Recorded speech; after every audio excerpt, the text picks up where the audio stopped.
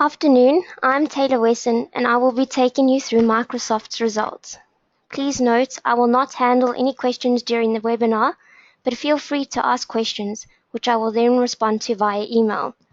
Here's a quick look at what we will be covering today. I will start with the nature of business, followed by the recommendation, the financial review, the divisions, company guidance, and lastly the portfolio guidance. Moving on to the nature of business.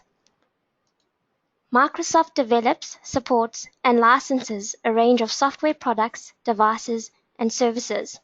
Microsoft is best known for its software products such as Windows and its hardware products such as Xbox video game consoles and Microsoft tablets.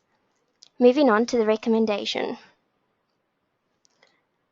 We feel Microsoft is fairly valued, trading at a forward PE of 24.4 times, with earnings valuation multiples in line with its large global peers. However, estimating a comparative growth rate is difficult given evolving technology markets. Microsoft has strong annuity revenue streams with an annuity mix of 86%, up 3% year-on-year. This, together with the high costs to switch from its products and an attractive free cash flow yield, continues to support the valuation. The group is well positioned to reinforce its competitive position in the market, given that it is a key player in the cloud space. Azure delivered strong revenue growth, with Azure compute usage more than doubling year-on-year, with management expecting a huge uptick in Azure opportunities. The group's products and service offerings have created a network effect, which has supported growth across its divisions. The group delivered solid Q4 results, with revenue beating management's previous guidance across all divisions. Core EPS for Q4 came in at 83 US cents, which was ahead of Bloomberg estimates of 71 cents, despite foreign currency headwinds. This was supported by solid results from the Productivity and Business Process division, a 2% decline in shares outstanding due to share repurchases, and a tax benefit realized from the use of the previous year's losses from Microsoft's phone business. On a geographic level, Microsoft performed better than expected in large markets like the US, Germany, and Japan. High commercial booking rates were achieved against a backdrop of record expiry volumes. Now moving on to the financial review. Revenue grew 13% year-on-year to 23.3 billion, supported by strong performance by Productivity and Business Processes and Intelligent Cloud, although partly offset by lower revenue recorded by More Personal Computing.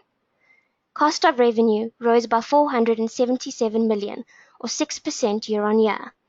Gross profit rose 18% year-on-year to 14.9 billion, driven by revenue growth and margin expansion across divisions. Research and development expenses increased by 368 million, or up 12% year-on-year, largely impacted by 343 million in LinkedIn expenses, as well as further investment in cloud engineering. Sales and marketing expenses rose by 358 million, or up 9% year-on-year, primarily due to increased investment in sales capacity for the commercial cloud business. Impairment and restructuring costs reduced significantly to 306 million from the 1.1 billion recorded in the previous year. The 306 million is related to the sales and marketing restructuring plan. Operating income improved 73% year-on-year to 5.3 billion, driven by a decline in impairment and restructuring costs, although partly offset by expenses relating to the acquisition of LinkedIn. Operating expenses included a 6% negative foreign currency impact. The effective tax rate came in lower year-on-year, driven by the utilization of the prior year's losses from Microsoft's phone business. Diluted EPS increased to 83 US cents from 39 US cents reported in the fourth quarter of 2016. Now moving on to the divisional review. The first division we will be looking at is Productivity and Business Processes. This division includes LinkedIn, Office Commercial, Office Consumer, and Dynamics. The division contributed 32% to group revenue and 41% to group operating income. Revenue for the division rose 21% year-on-year, or 23% on a constant currency basis, to 8.4 billion, supported by the acquisition of LinkedIn and higher revenue by Office 365. Foreign currency adversely impacted revenue by 2%. Operating income for the division was reduced by 8%, largely due to higher operating expenses. Operating income was adversely impacted by a foreign currency impact of 3%. Operating expenses rose 1 billion, or 41%, due to LinkedIn expenses. Now taking a look at the subdivisions. Office Commercial Products and Cloud Services revenue was up 5%, or 6% on a constant currency basis, impacted by a shift to Office 365 as seen in subscriber growth, while revenue from products licensed on premises declined. The Office Consumer Products and Cloud Services division was up 99 million, or 13%, supported by an increase in Office 365 consumer subscribers. Dynamics revenue improved 7%, or 9% on a constant currency basis, primarily due to higher revenue from Dynamics 365. During December 2016, Microsoft completed the acquisition of LinkedIn, the world's largest professional network on the Internet, for a total purchase of 20 billion. Revenue from LinkedIn came in at 1.1 billion, supported by revenue from Talent Solutions and a 20% increase in LinkedIn Solutions. Now moving on to Intelligent Cloud. This division includes server products, cloud services, and enterprise services. The division contributed 28% to group revenue and 31% to group operating income. Revenue increased by 11%, or 12% on a constant currency basis, to 7.4 billion, supported by a solid performance from server products and cloud services. Operating income for the division rose 15%, or 18% on a constant currency basis, primarily driven by higher gross profit, although partly offset by higher operating expenses. Operating expenses increased by 2% due to increased investment in the sales force and developer engagement. Now taking a look at the subdivisions.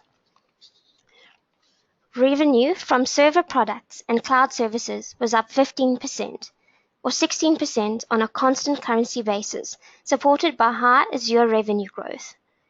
Enterprise services revenue declined by 3%, or down 1% on a constant currency basis, impacted by lower revenue from customer support agreements. Now moving on to more personal computing. This division includes Windows, search advertising, gaming, Surface, and phone.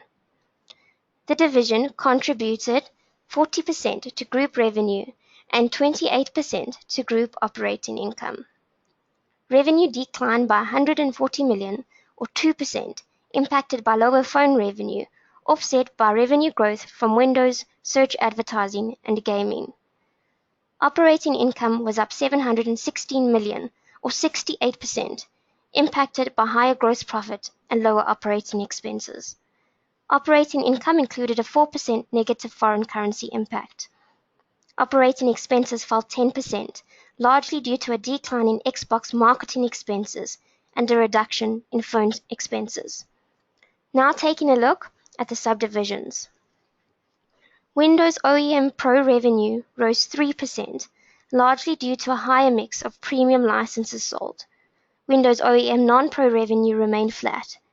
Windows commercial revenue increased 8%, supported by a multi-year agreement revenue. Service revenue fell by 2%, or down 1% on a constant currency basis, impacted by a decline in volume sold.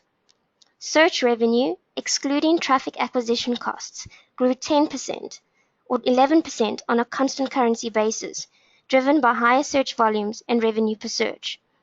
Gaming revenue was up 3%, or 4% on a constant currency basis, supported by increased revenue from Xbox software and services, although partly offset by lower revenue from Xbox hardware. Phone revenue fell by 361 million. Now moving on to company prospects. Management provided the following guidance for quarter 1 of 2018.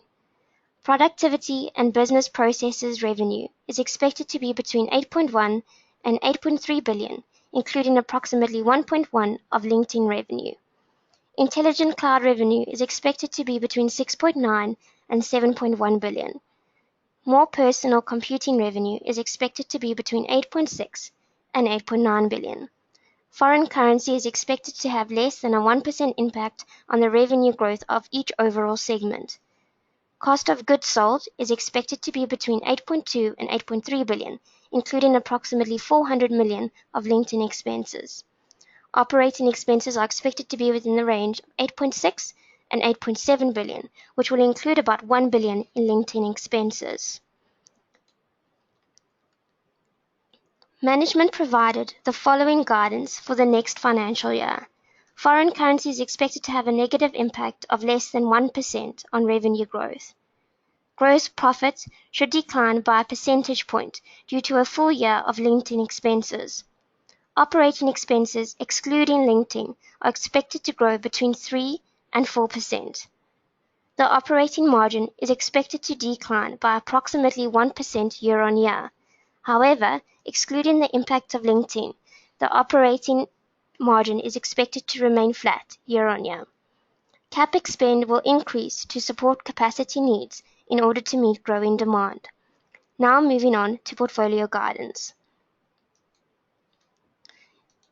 The group is a good quality company with a high ROE, attractive margins, and strong cash generation. The group also has an attractive dividend yield supported by its high dividend payout ratio, which we feel is sustainable. We recommend an exposure of up to 1% for Microsoft. This concludes the end of my webinar. Please feel free to ask any questions and I will get back to you via email. If you are interested in placing a trade, please feel free to contact our trading desk. Thank you for listening and enjoy the rest of your day.